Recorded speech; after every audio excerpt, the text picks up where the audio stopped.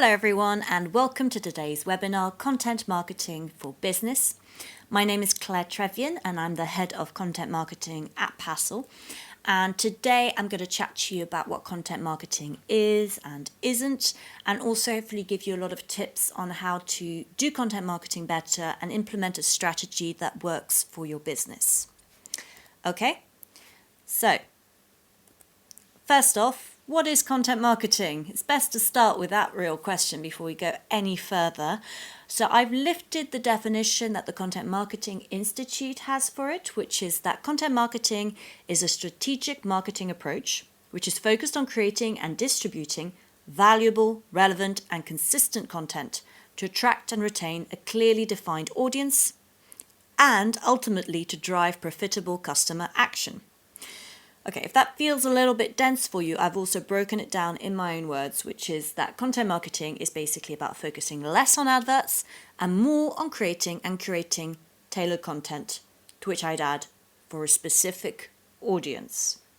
Okay, so less on adverts, more on something that is actually relevant for your audience. So what counts as content marketing? A lot of the time when people talk about or think about content marketing, they think of blogs. And yeah, they are a very valid part of the content marketing strategy, the backbone in many cases. But that is not the only type of stuff that counts.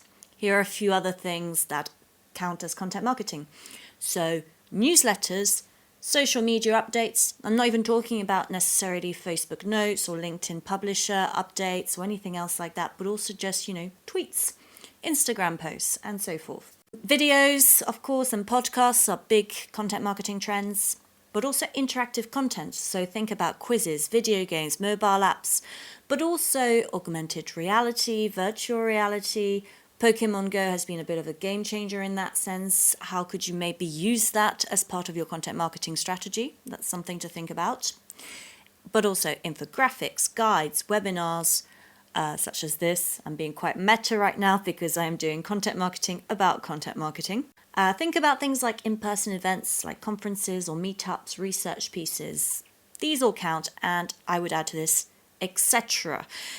Technology is evolving so fast all the time that I'm sure we'll be adding a lot more things to this list. What doesn't count as content marketing? So the list is a lot shorter. Basically, adverts, cold calls, spam of any kind.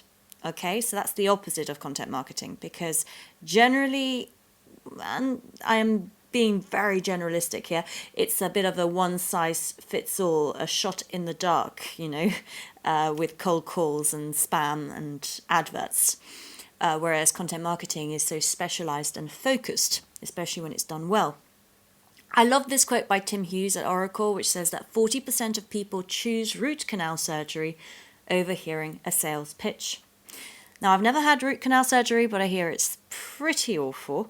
So the fact that 40% of people would choose it over a sales pitch just shows how off-putting it is.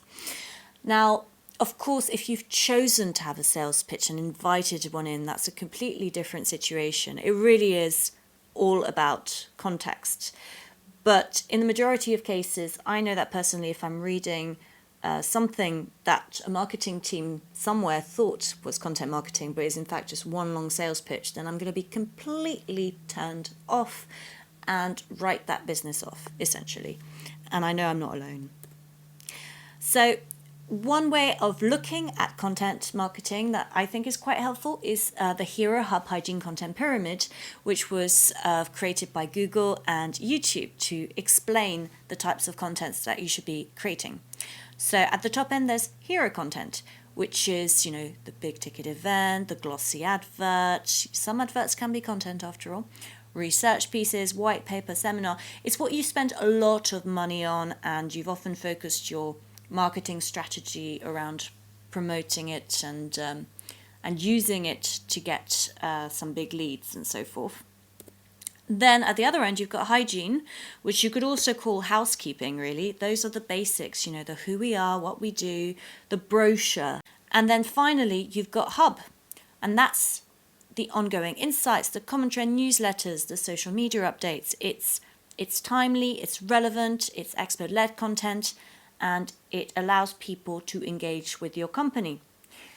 Now, with Hero and with Hygiene, it's fairly easy to outsource that if needed. But with Hub, I would say that it's really important that you find a way for your experts and your company to do it. Otherwise, it's going to sound fake and that won't reflect really well on your business.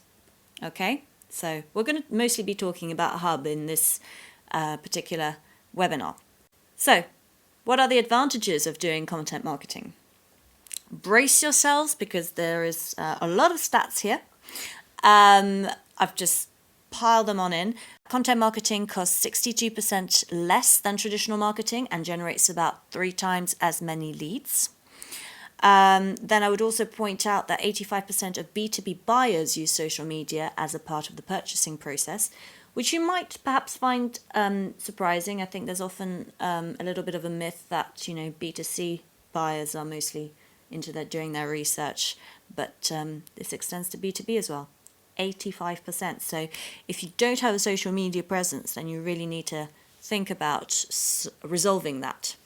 However, I do have a caveat, which is that not all content is good content. You can't just keep sort of pushing stuff out if it's not actually working, Use analytics to work out what is resonating with your audience and what isn't, evaluate constantly.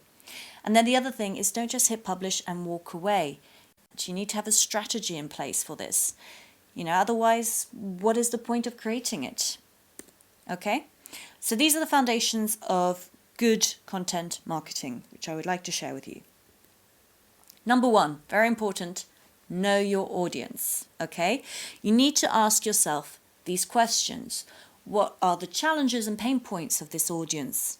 What is their role in the purchasing process? Are they an influencer or a decision maker? Where do they get their information? And how do they consume that content? Is it online or is it in print? Don't assume that they're just going to be offline just because you're in a B2B. They're actually probably hanging out on social media a lot more than you think. And what specific words do they use to describe their problems, their customers, and their industry or market? Okay, this is really important because it should inform the kind of content you create and also where you're creating it, where you're sharing it. You need to make sure you're finding the right places to, talk to them. Okay, and the next important thing is to give the audience what they want. They might not know what they want, but what they really want probably is boring content. There is often this feeling, when you're creating content that you're trying to sort of get on the trends and create quite clickbaity titles and content and so forth, but actually that's not always the case. And I'm going to share a story that I think is particularly powerful when thinking about this, which is by Josh Heyman here, and he's got a quiz building platform, and he had been trying that technique of writing really clickbaity stuff, and he was often getting the shares, but he wasn't getting conversions and he wasn't getting the right views. Not the right people were coming to visit his website. So in the end, he decided to actually listen to a question that one of his audience members had asked, which is, how do I make one of those personality quizzes I see on Facebook? And he was like, that's really boring. Nobody's going to be interested, right? But because nothing else was working, he decided to give it a go. And the result was he got his first paying customer through that article. And it has carried on being a useful, converting piece of content for him. And the reason why that worked is because he actually listened to what his audience was worrying about and wanted to find out about. Okay? So, as he puts it here, the personality quiz article is what I call boring content because it won't be upvoted on any forums or shared on social media. The general internet reader couldn't care less.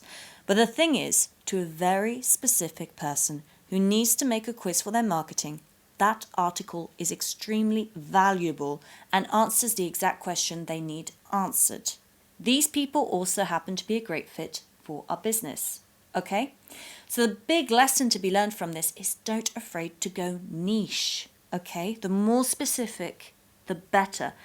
And if you feel that a piece of content could apply to lots of different ones, why not replicate it with slightly different changes to it so that the specific person sees themselves in it at least.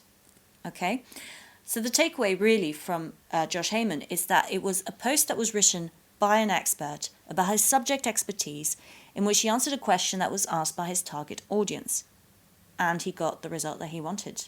Now, this sounds easier said than done, I know, because the more expert you become in a particular field, the easier it is to forget that what you take for granted, other people don't. But that is a really great starting point for your next content marketing strategy. Ask yourself these questions. What thorny aspect of your business could you clarify? What assumptions do people make all the time about your title, your business? When you're in the pub and you say what you do, what is the first question that pops out of people's mouths, for instance? That's not a bad place to start.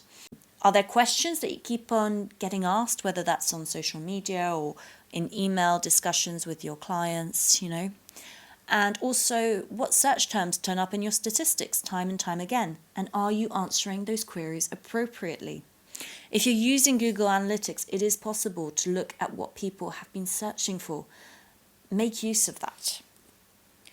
And then I would also recommend, there's this wonderful website which is called answerthepublic.com, and you can put in a search term. So here I've put in invoices, and it's come up with all the questions that people have typed on search engines around that key term. So as you can see, it's sort of put around the how, the why, the when, the what. So if, for instance, invoices are a big part of what you do, then you might want to answer, why do invoices have to be sequentially numbered? Or when invoices to customers must be prepared? Or where are sales invoices recorded? I don't know. You might think that that's a really boring topic, but there's somebody out there who, believe me, will be really confused about one of those particular topics at some point and will type it in, and they'll be so grateful that you've actually bothered to answer it for them and been helpful, and they will remember that. And that's how you can start a really good business relationship. Okay? So don't underestimate it. Next, I'd say create focused content. So this really leads on from what I was saying about Josh Heyman about really focusing on your niche. But there are other positives to it beyond lead conversion, is that it's really good for SEO. And this is just from, the horse's mouth, as it were. Google's own SEO quality rating guide rates really highly, the level of expertise, authoritativeness and trustworthiness for the topic, of the page. Those are very important things to get a high quality rating. So ideally, to get good SEO, you should really regularly update your website with focused content that's written by experts. You can't really beat that. Forget about stuffing your content with keywords, write content for people, not search engines. And guess what? Search engines will love you. Thank you very much. I hope that this was helpful. If you've got any questions at all, please drop me an email. You can tweet me at Passle as well. And don't forget to subscribe if you want to get more of these webinars. Okay? Thank you.